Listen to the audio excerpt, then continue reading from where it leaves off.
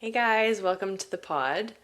I am going to tell you guys my life story today, starting all the way from the beginning. I had intended on doing this at some point a long time ago, and for whatever reason, never ended up doing it. So we're getting into it today. I think that people feel like it's not important to tell their stories because maybe their lives don't seem like they're interesting, or you don't feel like it's relatable or whatever, but I think it's actually the opposite. I think that our lives, like just the mundane bits and pieces of our lives, are what connect us and what tie us together. I created this podcast as a place for you to come be expanded by witnessing other people's experiences and seeing what other people have done to see what is possible for you. And a big part of this,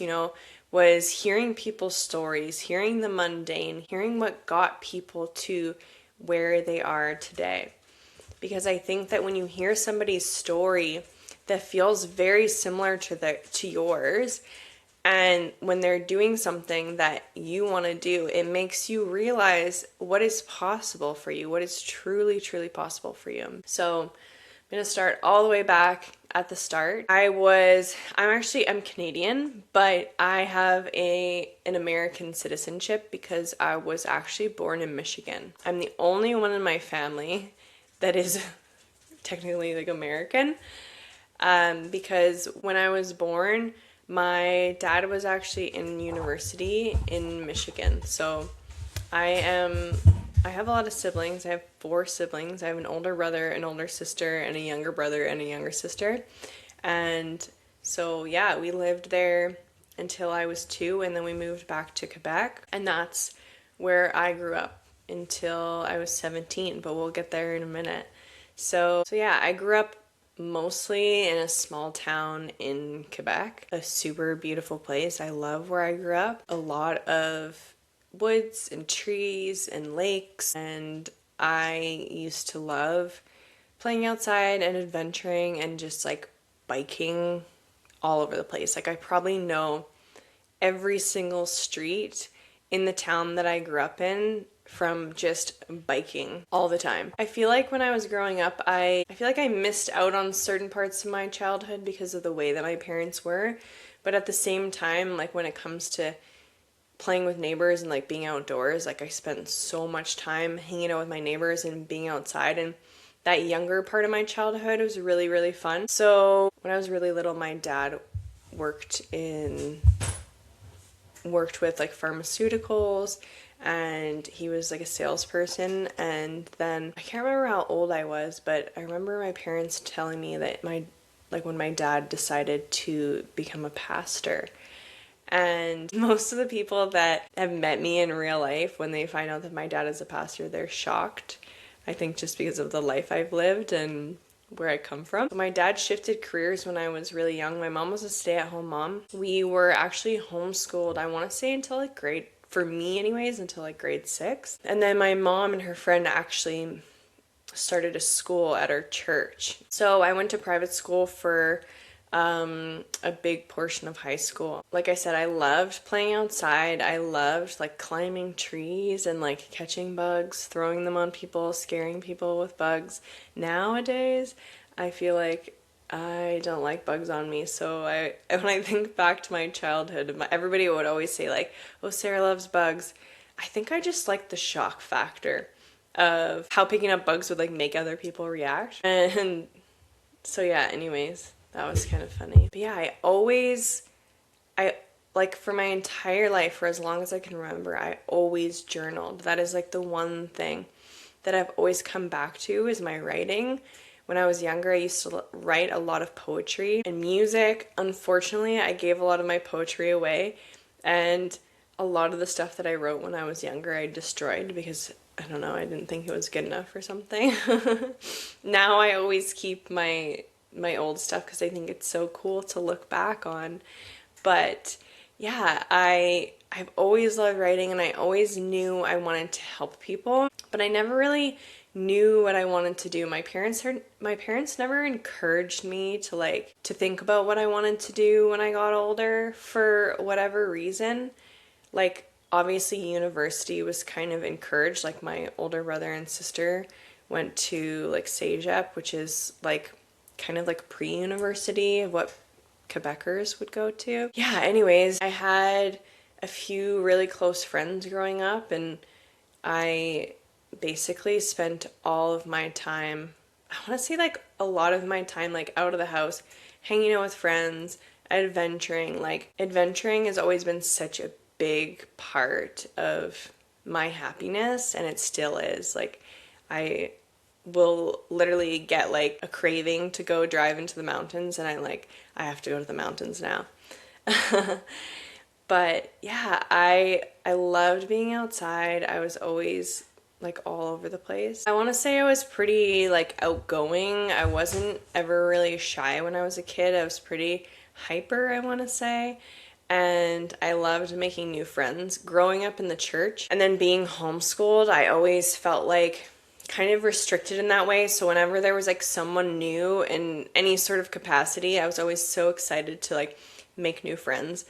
Like I mentioned in my last podcast, I was always boy crazy, always looking for boys. I think I had my first boyfriend when I was like, my first boyfriend when I was like 14 or something. And I think we were together for like 2 days. And yeah, I do have a lot of good memories looking back on my childhood. And then I definitely have a lot of like, I don't want to say like bad memories. I remember having anxiety like as a kid, and I think as I got older, I kept myself so busy that I avoided those feelings. I felt a lot of anger towards my parents for how strict they were. They were like the ultimate super strict parents that like there was a long time that we weren't even allowed to listen to music that wasn't Christian, and anyone of my friends that weren't like Christian or whatever, they would not really like me hanging out with very much. But yeah, so I just remember feeling a lot of anger in my teen years, and well, I guess in reality like a lot of pain. Like, I felt very like misunderstood by my parents, which is, I feel like, a very common thing with teenagers. I think all teenagers feel misunderstood by their parents, but I felt very disconnected from them, and I remember wanting closeness and actually trying to achieve that closeness, and just it not really being reciprocated in the ways that I wanted it to be. I felt like when I would open up, it would like kind of come back to like bite me in the ass because of how strict they were. It's like I just didn't feel like I was allowed to do anything, and I didn't feel like I was allowed to like have my own beliefs or ideas. Like, it was very much like it's our way or the highway kind of thing. And I think that's also very common in like religious households, where it's like, this is the way, like this is what we're teaching you, and you're not allowed to question anything. And actually, like recently in the last couple of years, as I've started to open up to more of like the feminine aspect of like Christianity, like reading like Mary Magdalene Revealed and finding out that there's all these female disciples, and just feeling so like validated and understanding like some of the underlying tones of what I was feeling growing up in the church. Like, I don't know if I could ever put my finger on it. When I was a kid, I just felt so rebellious. I always believed that there was a higher power, but I felt so rebellious towards the idea of like you have to do exactly this, and like you have to repent for your sins, and like if you do something wrong, then you have to repent. I developed like a guilt complex when I was a kid, and I think that really played a big part in my anxiety, as well as like some trauma that I experienced when I was really young. But I feel that the religious programming created so much shame and so much guilt that I always felt like I was going to be punished for doing the wrong thing. And it still affects me today, and I still notice myself like behaving in certain ways, or feeling like fear about like doing something wrong or like making the wrong choice. And deconditioning myself to all of that has been a huge journey, and it's a journey that I'm going to be on, I think, for a long time. I think, as we heal and as we spend more time with ourselves and we get to know ourselves better, we start to understand and see what we truly want, what we truly desire, and our belief systems without, being influenced by the people around us as much. The older you get, the more you get to know yourself, the more you realize the belief systems you have that are not even yours. And especially with all this like deep subconscious work that I do, I'm able to see so many different belief systems, and I'm like, wait a minute, like, where did that come from? Like, really starting to like question things like, why do I believe this, and why am I living my life like this, and how do I actually want to live my life? So I think that, that's a huge journey that I'm on, is like, especially when it comes to like sexual shame. I think that our culture in general has a lot of shame around sex, but especially with like the religious background.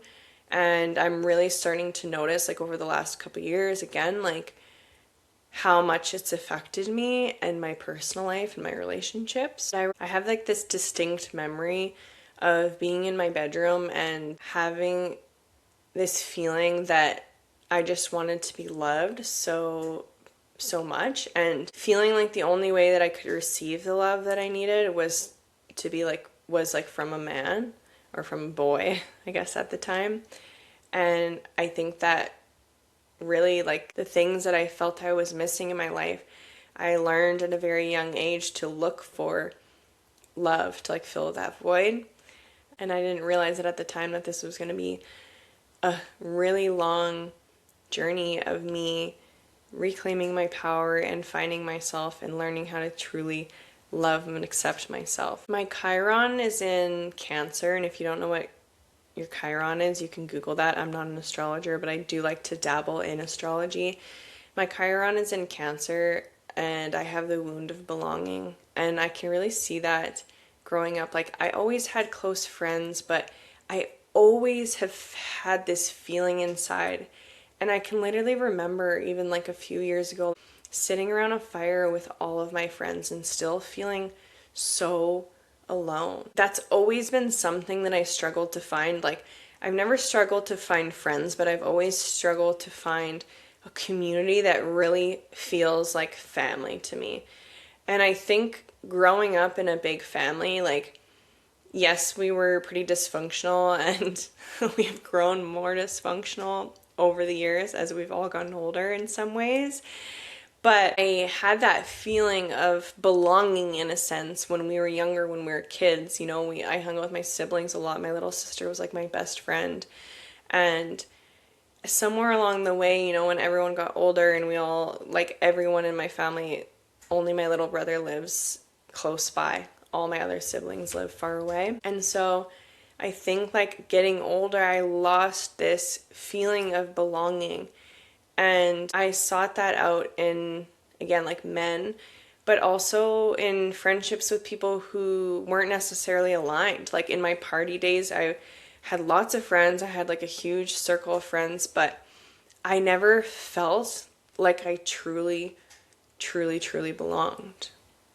And I'm still building that community today. I'm still finding like my sisterhood, and I think the one thing about like the Chiron in Cancer, it's also like the mother wound. So for me, it was like I never felt that close connection with my mom, and I'm starting to build a closer relationship with her now, but I never felt that when I was younger. And I think that connection that you have with your parents and with your mom especially really sets a tone for all of the relationships in your life.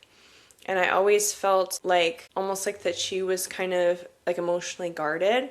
And I've noticed that in myself for a lot of my life, in a lot of situations where I have been emotionally guarded, or I don't necessarily like let people get too close. And like I said, like, I've had close friends where I have let people get close to me in my life, but it is really hard for me to let people get closer. It has been in the past, and that's still something that I'm actively working on, is like allowing myself to be open to these beautiful sisterhoods in my life and allowing myself to be supported and seen.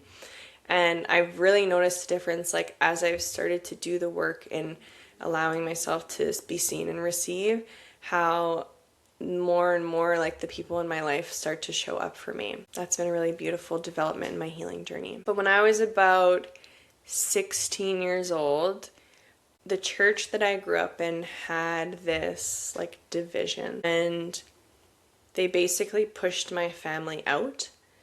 And like, I didn't like fully understand everything that was happening at the time, but I remember like my parents sitting us down and telling us like they had something they needed to talk to us about, and I just remember being like, oh God, like, what is this? Like thinking that someone who was sick or something. And I remember them sitting down and telling us that like my dad lost his job. And I just like can remember how devastating that was to grow up in a church for, my entire life, and to feel like this like betrayal, honestly. One of my best friends, her dad was like one of the elders that pushed my family out of the church. And when there's like a division like that in a church, or a division like that or a betrayal like that in any situation in your life, I feel like it turns into this situation where you're like, who is actually like on our side? Like, who can I actually trust? So I think that like really played a huge part in also like allowing like people to get close to me, because that was such a huge betrayal for me and my family that really affected all of us on a really deep level, I think. And it was really, really, really hard because it was like my whole entire life, everything that I'd ever known was all of a sudden gone. And in some ways, I'm grateful for that happening, because I feel like I probably would have stayed, in that small town or like in Quebec. And I feel like moving across the country has completely changed my life and opened me up and changed me. I think that leaving your hometown is probably like one of the best things that you can do. Even if you end up going back, like leaving and going to see other parts of the world, or just exposing yourself to that change and that like fresh start, is like just so life-changing and so mind-opening in so many ways. But it was really, really, really, really, really hard. I want to say like 16 was like one of the hardest years of my life, because my dad was a pastor, so when he was trying to find a job, and to get a job as a pastor it's not like there's tons of opportunities in the town that you live, right? So we knew we were going to move, but we didn't know where. So for like a year, we lived in limbo. And my poor dad, like, bless his heart, he worked so hard. Like, he did anything he could to like keep food on the table and keep the bills paid during that year. And I remember him like working at a golf course, and just like how hard that was on his body. Like, he wasn't super young.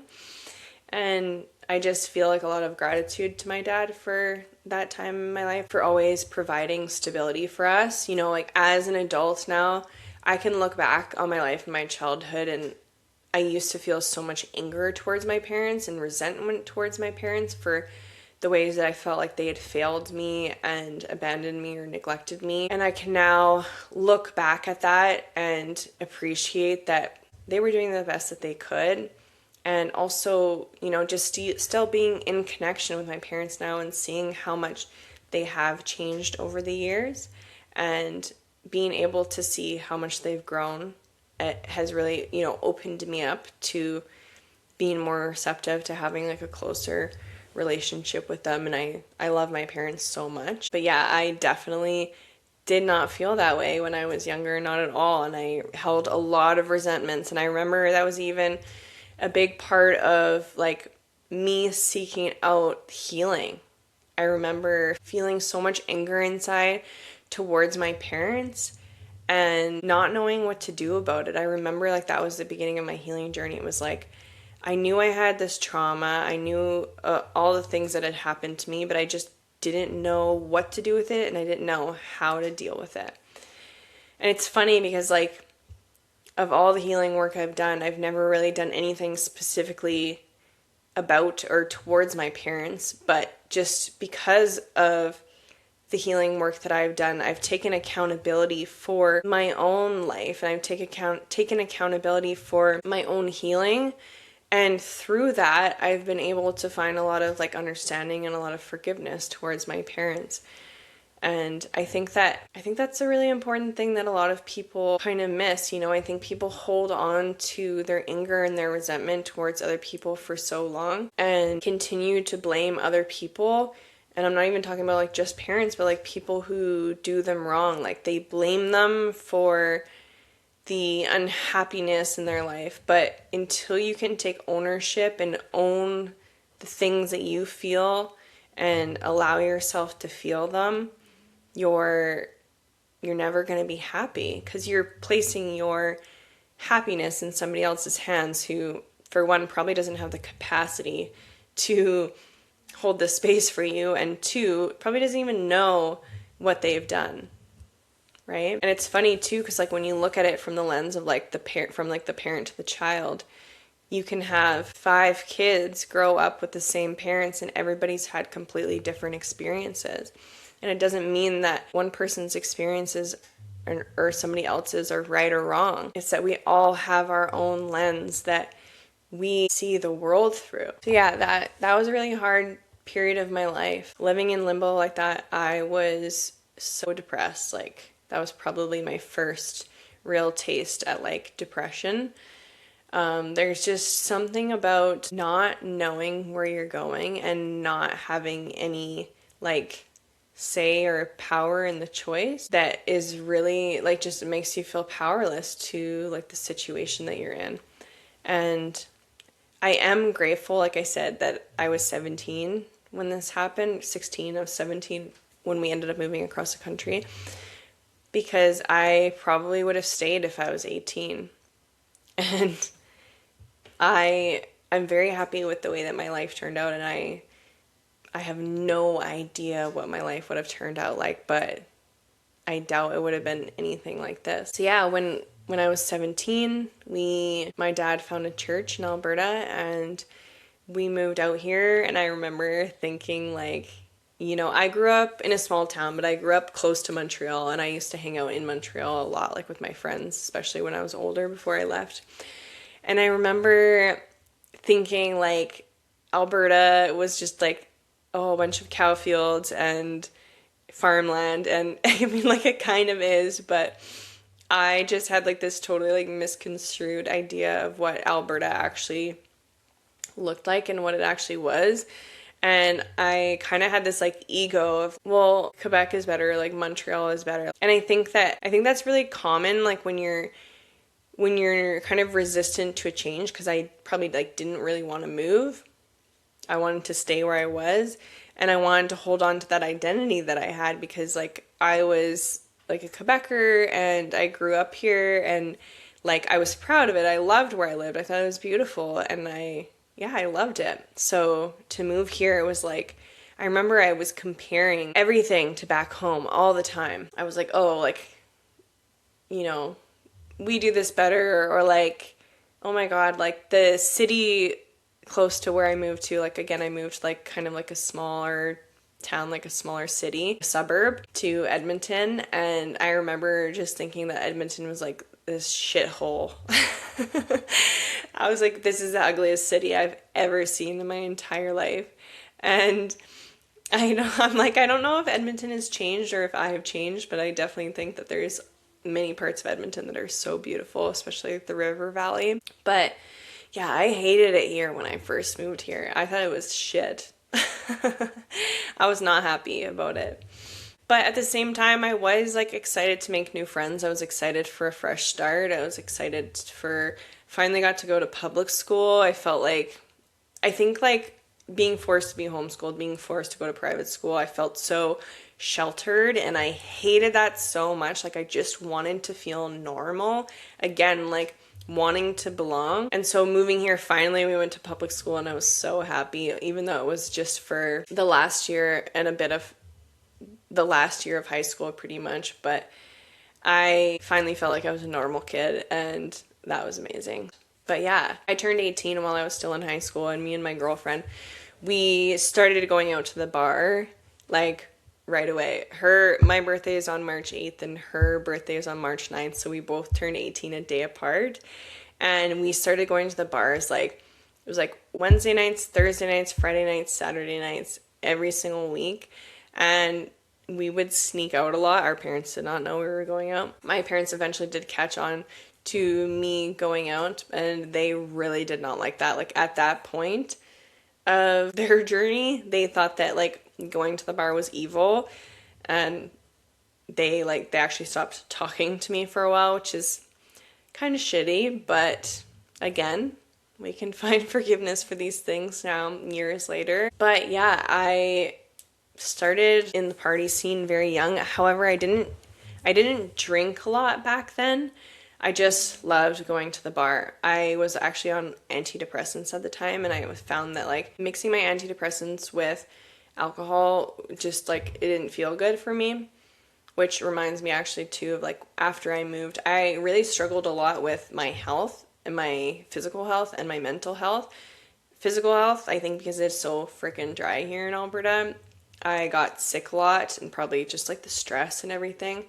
And I was like so tired. Looking back, it was probably a thyroid thing or something, but I went to the doctor and I said like I couldn't stay awake, was sleeping so much. I was struggling to go to school in the mornings, and like I felt like all I did was sleep. And the doctor was just like, "You sound like you're depressed. Here's some antidepressants." Looking back and knowing what I know now, I wish I would have gotten a blood test to see what else was going on. Definitely feel like that doctor failed me, and I probably went on antidepressants very unnecessarily.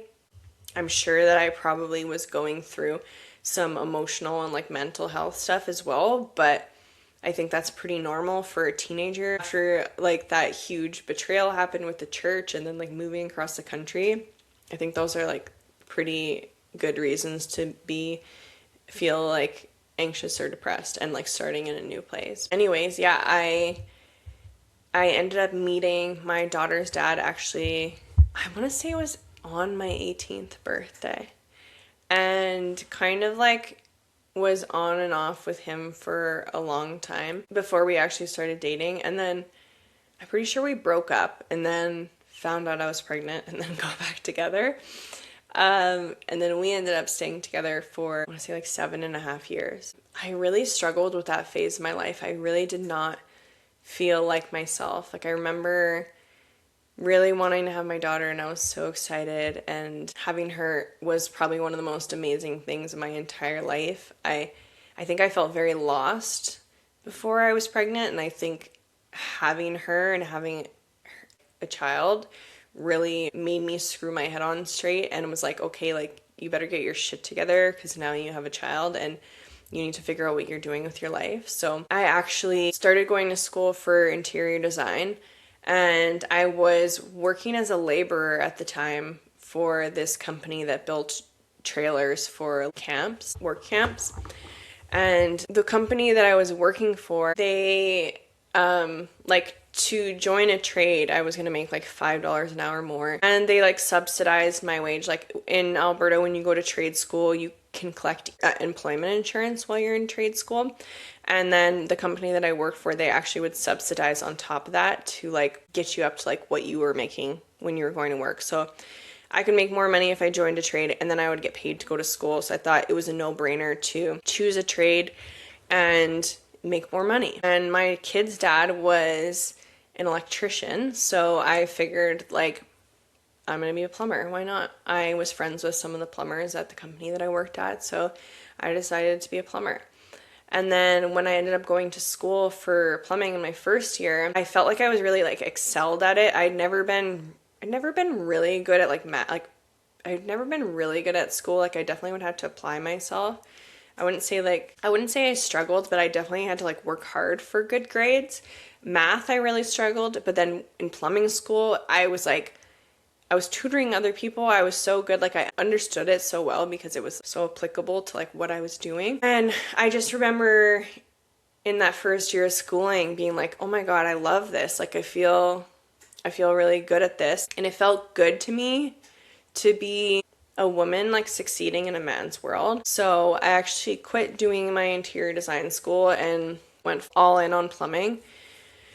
And I worked for that company for until I was a third year.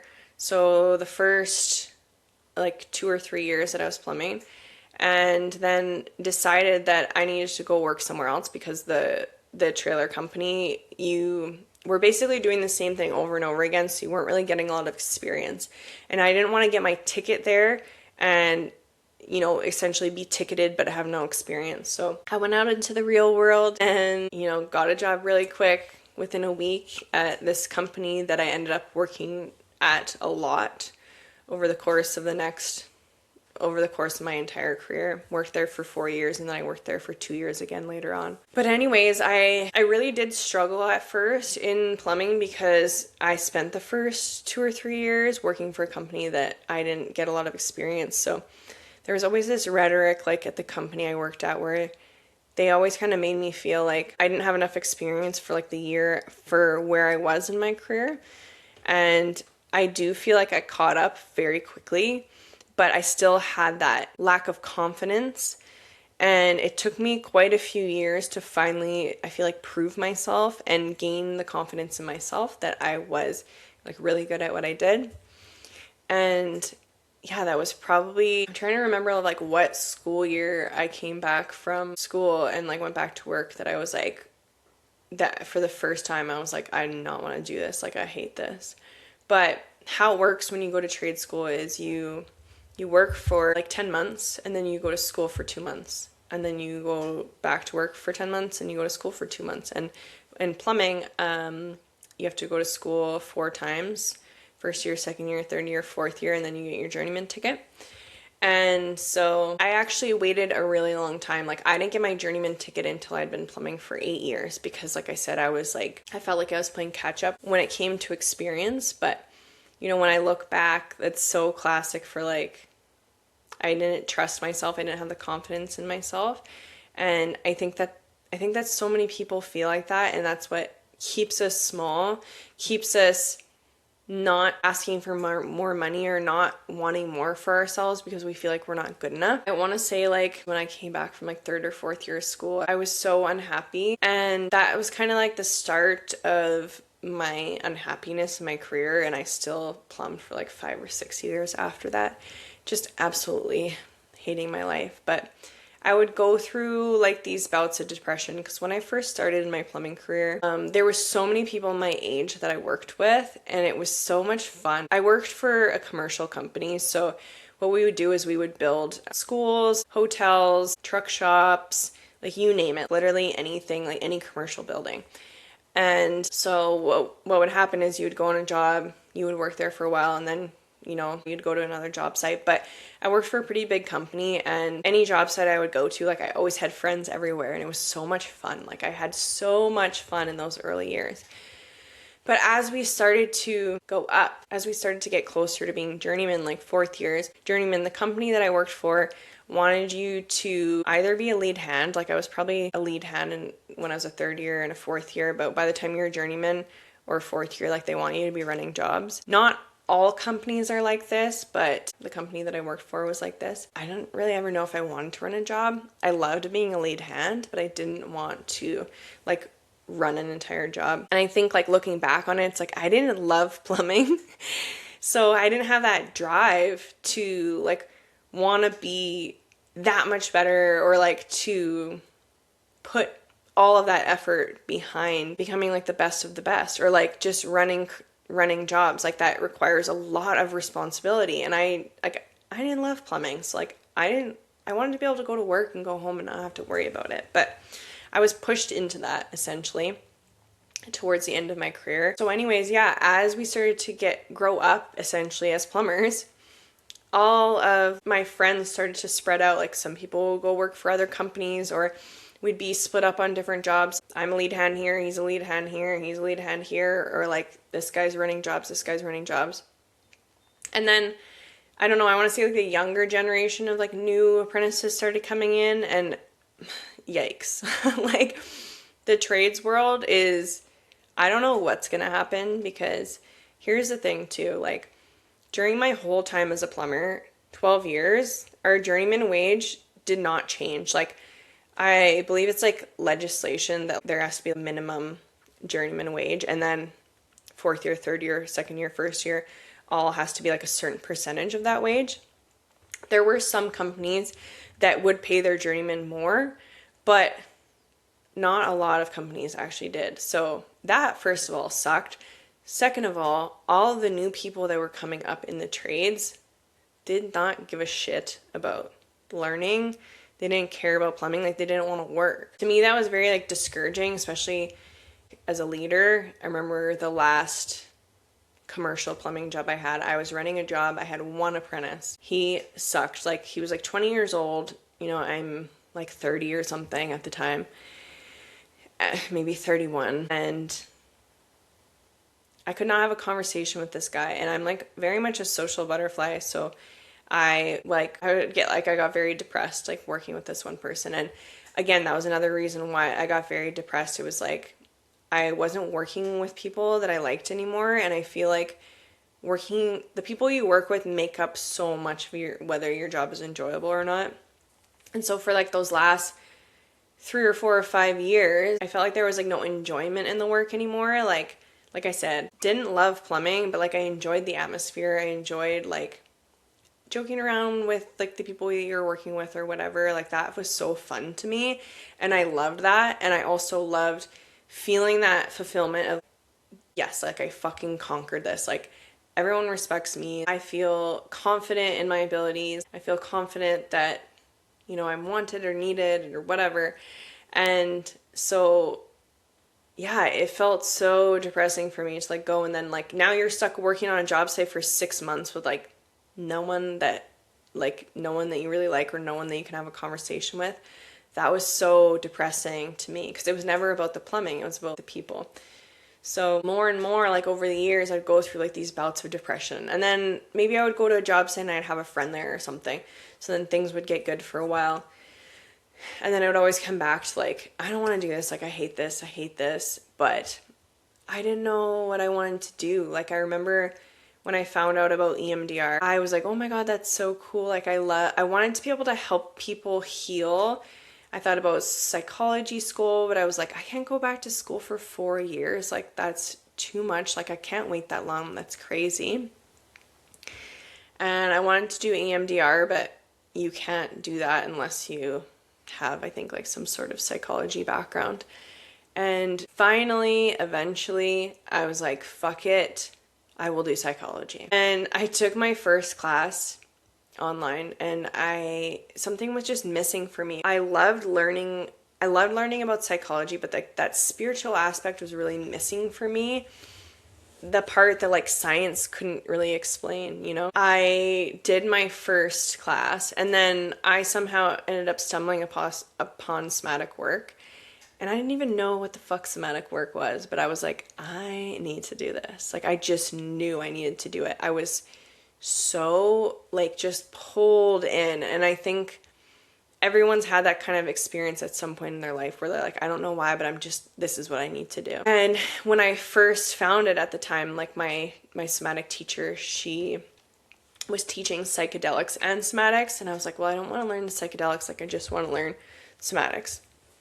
And eventually she ended up just teaching only the somatics without the psychedelics. And so I signed up to do that. And this whole time I had been just racking my brain trying to figure out like, how can I quit plumbing, and how can I like still make money and not have to plumb. So signed up for somatic training. It was happening in like a month or whatever. And I remember driving to work one day, and the last year and a half, I want to say, in my career, I worked for a friend doing residential service, which is a lot more of like the dirty work. Like when you work in commercial, everything's new, everything's nice, everything's clean, you have space to do everything, like you have time to organize. I loved working in commercial for those reasons. When people hear that like you're a plumber, they're like, oh, so you're just fixing toilets all the time. No, it's not the case. Like, we do so much as plumbers. Like, we do gas fitting, heating, we do like plumbing is just like actual plumbing is like just one part of what we do. But yeah, anyways, I had been working for a friend for the last year and a half, and so working for a friend really helped like take that pressure off. I didn't have to like run commercial jobs by myself anymore. I just got to work with him for the first bit, and then I had my own van and I was doing my own thing, which I hated as well. But it was better for me than what I was doing before. So I remember I was driving to work one day and I was like, why don't I ask for a layoff and just do side jobs while I'm in school for somatics? And so, yeah, I don't remember how long I waited after, but it was pretty quick. And I just told my boss, I was like, I'm done. Okay, wait, let's backtrack a little bit. So, the summer before I quit plumbing, I injured my back like really, really, really bad. And I actually took a lot of time off of work.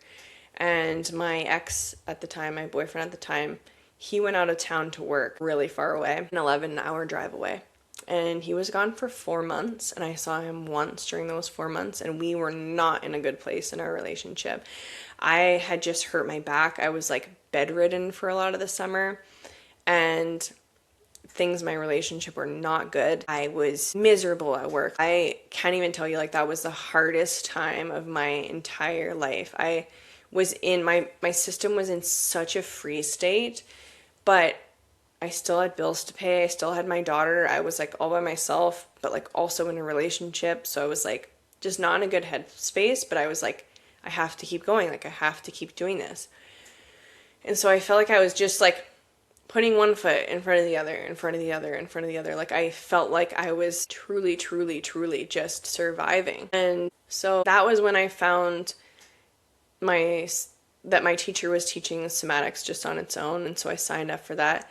And yeah, I remember I was driving to work one day and I was like, why don't I ask Brian, my boss, for a layoff? And I'll just do side jobs until my business is up and running enough that I can just quit plumbing altogether. And so that's what I did.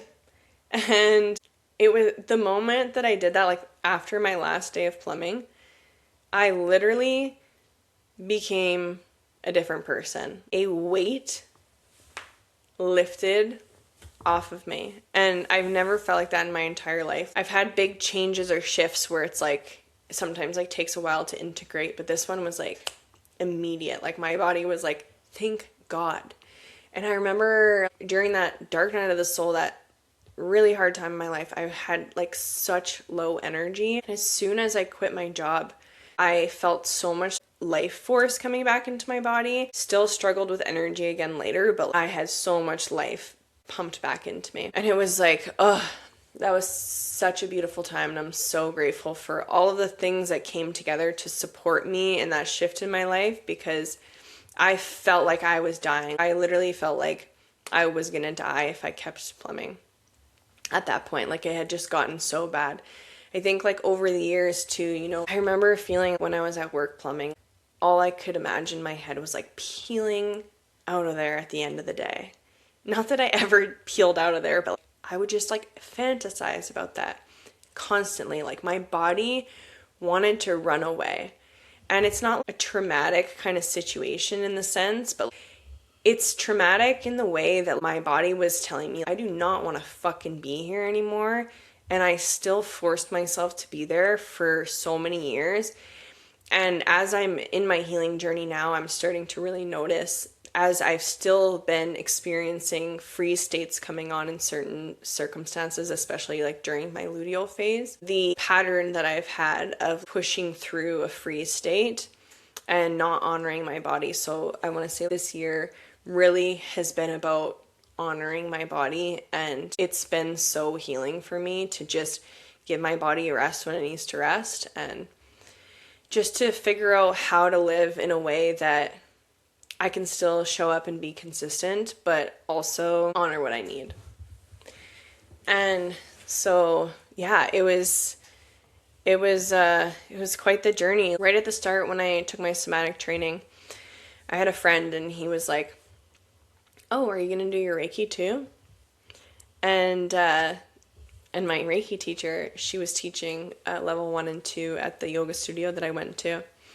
And I was like, you know what? If I have a good week that week, because I was just doing side jobs, so I didn't know what kind of money was going to come in, I was like, I'm going to sign up for it.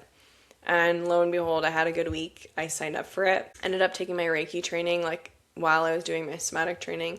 And that just like opened me up to this whole other world of spirituality that I think I'd been so called towards, but maybe a little bit scared to dive into because of my religious programming and my religious background. But yeah, also, along the way, I forgot to mention too that I took my yoga teacher training, I want to say like a year before I quit plumbing, out of desperation because I was like, okay, I need to start doing something other than plumbing. And I thought maybe teaching yoga could be my way out. And I never really loved yoga. I feel like yoga teacher training is like a huge stepping stone for so many women that I've met on this spiritual journey. And like I said, I was never obsessed with yoga. I really enjoyed yoga, but I knew I didn't want to do it full time, but it was a stepping stone to help support me while I was building my business. And so yeah, that's kind of my story. There's obviously more from like when I started my business to now, but I feel like I've told bits and pieces of that story along the way during the podcast. And I know that I probably hopped around a little bit. It's kind of hard to tell your life story in a complete sense and all in chronological order. But I hope that you guys can kind of have like a better understanding of who I am and where I've come from. And also probably like interesting to hear, more about my plumbing career and stuff, especially just because I've never really talked about, that whole part of things, and I've never told my whole story with how I grew up and all of that. I hope you guys enjoyed the episode today. Again, I am recording content for my foundational somatic course, and can't remember if I mentioned it in the last episode, but there is going to be like a free 7-day somatic program that I'm offering to really help people to start connecting to the body in a safe way, and how to just kind of start creating that baseline of safety that we want when we start to work with the body and when we start to work with the nervous system. It's really important to me to really go slow and to create that bond and that self-trust for people between that relationship to self, like I talked about in that last episode. Because, there's so many reasons why we disconnect with our bodies. There can be very often places in the body that do not feel safe to connect to. And I think a lot of the time, especially if you're anything like me, you want to dive into like the discomfort and you want to dive in head first to what you feel like you need to heal. But one of the most important things when it comes to healing and building this relationship with yourself is creating that self-trust that you're not going to push yourself past your limits and that you're going to go slow, right? Like if you were working with a little kid, you wouldn't force them to do something really uncomfortable. You would go slow, and you would be really kind, and you would be really caring with them, and you would be patient with them, right? And we need to give ourselves that same thing. So it's really important to me to create this baseline of safety and then to teach you guys the foundations of somatics so that you can really understand how to process trauma and how to process energy. But anyways, I'm really excited about bringing this to you guys because it's just so near and dear to my heart. And there's just so many people who are not really holding space correctly and not really teaching people safety. And I think there's this culture online where, especially in the world of somatics, nervous system healing, where people are saying, oh, people are too obsessed with safety and you need to learn how to hold overwhelm and blah, blah, blah, this stuff. And it's like, yeah, but you need the safety before you can hold the overwhelm. Otherwise, the overwhelm is just further dysregulating. So anyways, I hope you guys enjoyed today's episode. Again, like always, would love to hear from you. If you love the podcast, please share it with a friend. If you're listening on YouTube, hit that subscribe button. If you're listening elsewhere, I'm on Facebook, Instagram, and YouTube. You can follow me anywhere. And yeah, I'm just so excited and so grateful for you, for my community that comes to listen to me, and that holds a space for me to share and to have this platform. Yeah. Anyways, I hope everybody has an amazing day, and I can't wait to see you and talk to you next week.